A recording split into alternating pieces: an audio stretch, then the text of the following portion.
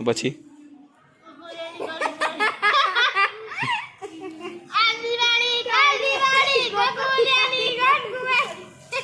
ચાટી જાઓ એમાં શું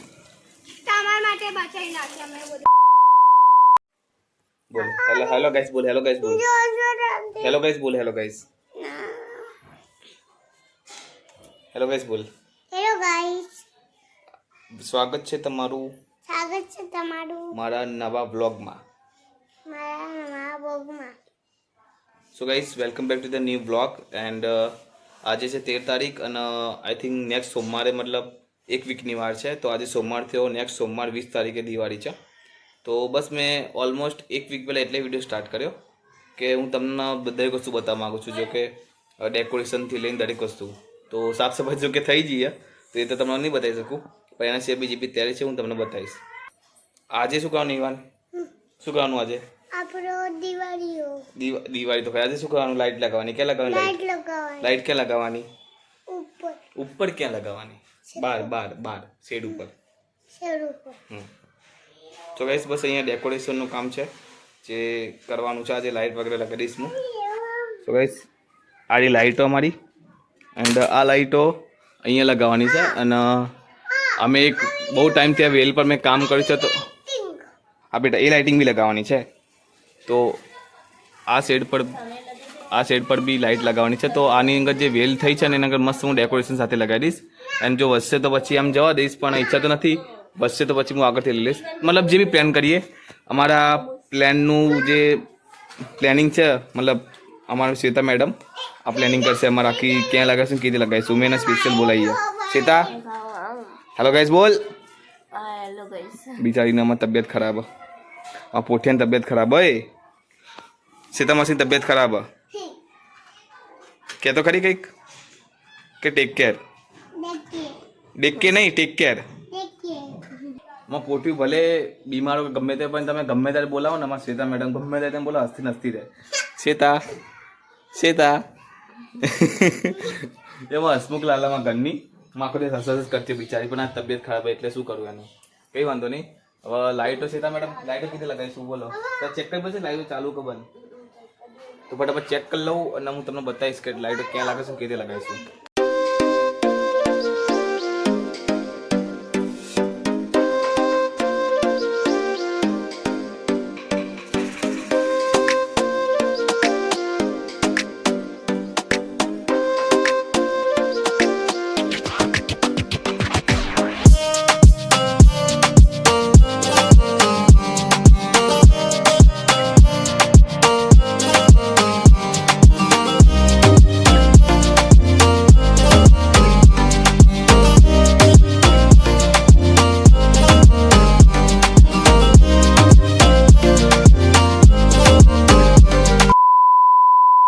સો ગાઈસ ઓલમોસ્ટ 1.5 કલાકની મહેનત કરી મેં એન્ડ અહીંથી અહીં સિરીઝ લગાવી અને એક સેકન્ડ સિરીઝ હતી જે મેં અંદરની બાજુ લગાવી છે તમને લાઇટ ચાલુ થશે એટલે ખાવા પડશે સો શ્વેતા જાદુ બતાવો જાદુ ઝગમગ જો ગાઈસ તો મારી 1 કલાકની મહેનત હતી એન્ડ આઈડી આપણી લાઇટો એન્ડ એક તો લાઇટ હતી અહીંયા જ પ્લસ કે સેકન્ડ રો દેખાય ઉપર ફર્સ્ટ આ રો દેખાય છે ને એ રો મેં અલગથી લગાવી છે ઓકે સો મસ્ત લાગી રહ્યું છે આપણું ઘર ઝગમગી ઉઠ્યું છે એન્ડ આ જે વેલ વધી છે ને મારી એને બહુ ચાર ચાંદ લગાવ્યા છે કેમ કે પરફેક્ટ લાગે છે મતલબ લાઇટ સાથે એકદમ પરફેક્ટ મેચ થઈ ગઈ ઓકે કેવું લાગે કેવું લાગે મસ્ત લાગે મસ્ત સો ગાઈસ આ મસ્ત કારીગરી કરી છે મસ્ત જાતે પેલું ચણેચોરી મૂકવાનો હોય એનાથી સંગારીને આ મેડમે બનાવી છે જીવ મેડમે મસ્ત કારીગરી છે અને મને તો બહુ ગમી વસ્તુ એકલા બનાવી દે બેટા આવા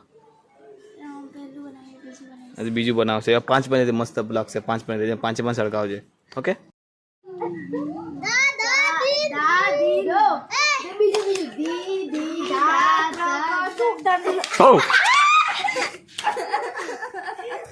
ઓકે ગાઈસ સો આ ક્લિપ હું દિવાળીના બ્લોગની વચ્ચે જ મૂકીશ કેમ કે આ ક્લિપ થોડી મેં કીધું કે મેં તમને સ્ટાર્ટિંગમાં કીધું હતું કે હું થોડા દિવસથી ક્લિપો પણ સ્ટાર્ટ કર્યું છે ઓકે તો હું જેટલી બી નાની મોટી ક્લિપો હશે બનાવતો રહીશ તો આ ક્લિપ મારે એકચ્યુઅલી બ્લોગમાં મુકાય ના મુકાય ખબર નહીં પણ હું તો મૂકીશ કેમ કે અહીંયા અમે એક કામથી બહાર ગયેલા હતા તો એક વ્યક્તિ મળી ગયો જેના બિચારાના તકલીફ શું હોય ખબર કે એનું પર્સ બહારનો છે, આઈ થિંક ઉત્તર પ્રદેશનો રવિ, હા યુપીનો છે અને એનું પર્સ ખોઈ ગયું. એટલે હવે એમનો કોન્ટેક્ટ બી કશું છે કે કોન્ટેક્ટ બી કેવી રીતે કરો.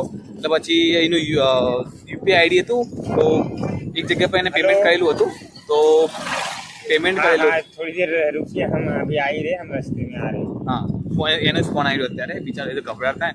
તો થોડી મતલબ એનું યુપીઆઈ આઈડી એક જગ્યાએ એને પેમેન્ટ કરેલું હતું, કે એનું યુપીઆઈ આઈડી હતું. તો પછી મારું અને રવિનું દિમાગ લાગ્યું કે યુપીઆઈ આઈડી પર તમે કોઈ જગ્યાએ પેમેન્ટ કરી શકો, બરોબર.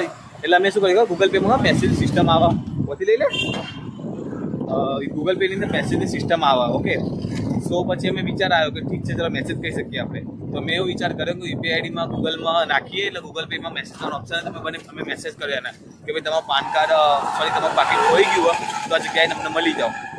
તો કેમ કે યાર સીધી સિમ્પલ વસ્તુ કે કોઈના ડોક્યુમેન્ટ ખોઈ જાય, એનું પાન કાર્ડ હતું, આધાર કાર્ડ હતું, क्रेडिट कार्ड था. ક્રેડિટ કાર્ડ, ઘણા બધા ડોક્યુમેન્ટ હતા એને એમ. અને બિચારો બહારનો વ્યક્તિ અહીંયા બિચારો કંઈ બી નોકરી કરતો હોય, તો પછી કોઈ બી કામ કરતો હોય, તો પછી જોબ કરતો હોય, સ્ટડી કરતો હોય, તો એ તકલીફ થઈ જાય. તો બસ એના ડોક્યુમેન્ટ અમે લઈ લીધા એન્ડ અમે બંને મૂન આવી જઈએ છીએ અને એ ડોક્યુમેન્ટ આપવા માટે. A few moments later. Okay guys, so પણ જેન્યુઅલી એ વ્યક્તિ એટલો ખુશ હતો ને, મતલબ ખુશ એટલા જેમ કે ભગવાન જોઈ લીધા એમ.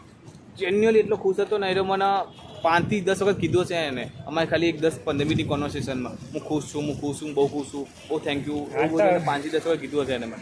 ઓકે, તો બટ ચલો જે બી હોય એના ડોક્યુમેન્ટ મળી ગયા અમારા માટે મેન વસ્તુ. એમને ઓફર બી કરી કે સર તમે આવો, તમારે નાસ્તો પાસ્તો કંઈક ખવડાવું તમને એમ. એમ કે ના ભાઈ એવું નહીં કરાવું કશું બી, બરોબર. તે તો ખાલી બસ તારા ડોક્યુમેન્ટ મળી ગયા. જો કે એજમાં છોકરો નાનો જ હતો, એજમાં છોકરો નાનો જ હતો, લાઈક એટલે 21-22 વર્ષ એની ઉંમર કીધી એની. તો આટલો નાનો છોકરો છે, જોબ કરે છે અને એ લગભગ જીઓનું કંઈક નેટવર્ક લાઈન આવે, આખી નેટવર્ક લાઈન એ સંભાળે છે. ઓકે, તો એને મને કીધું બી કરી કે સાહેબ મારી ઓફિસ અહીંયા છે, બધું. ઓબ્વિયસલી મેં પહેલાં તો પ્રૂફ માગ્યું એના જોડે, જો અમે પહોંચે ત્યાં પ્રૂફ માગ્યું, પછી જે બી એમાં પૂછવાનું તો પૂછી લીધું, ડોક્યુમેન્ટ એના હતા અમે આપી લીધા.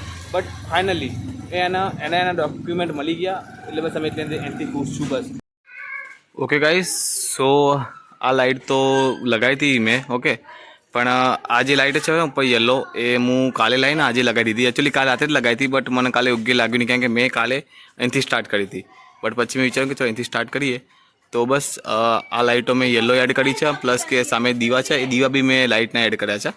તો બંને વસ્તુ સારી લાગી હતી મને. તો લાઇન મસ્ત 2 સાઇડ ટેપથી એને લગાવી દીધી છે, અને આ બધાને મેં પ્રોપર એકદમ સેવ ટેપથી લગાવી દીધા છે. તો આ તો લાઇટિંગ કરી દીધું જ, પ્લસ મેં આ લાઇટિંગ એડ કર્યું છે. Okay, The next day. આજે ધનતેરસ છે એન્ડ ધનતેરસની પૂજા થઈ ગઈ. એકચ્યુઅલી હું થોડો લેટ પડી ગયો, થોડો બહાર ગયો હતો એટલા માટે. સો ગાઈસ, આપ સૌને મારા તરફથી હેપી ધનતેરસ, અને આપ સૌના પરિવારને પણ મારા તરફથી હેપી ધનતેરસ.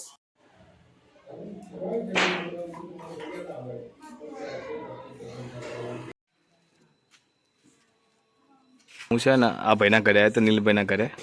જગ્યા છે સારી, તો ઝાડના અકોર્ડિંગ અમે મસ્ત લાઇટ લગાવી દીધી છે.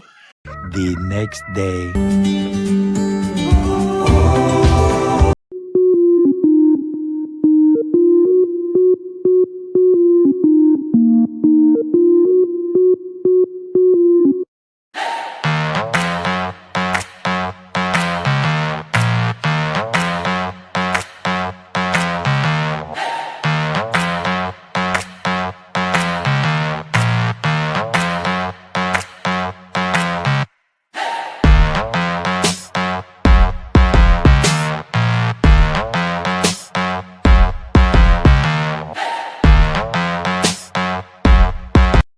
સો ગાઈસ, તમને અને તમારા ફેમિલીને હેપી કાળી ચૌદસ.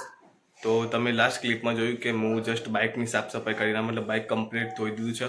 ઓકે, અને તમને ખબર છે કે કાળી ચૌદસના દિવસે બાઇક, મતલબ એવું નહીં, બાઇક કોઈ બી આપણી સાધન હોય જે આપણું રથ કહેવાય, જેમ કે બાઇક ગાડી છે, એ લોકોની આપણે પૂજા કરીએ છીએ.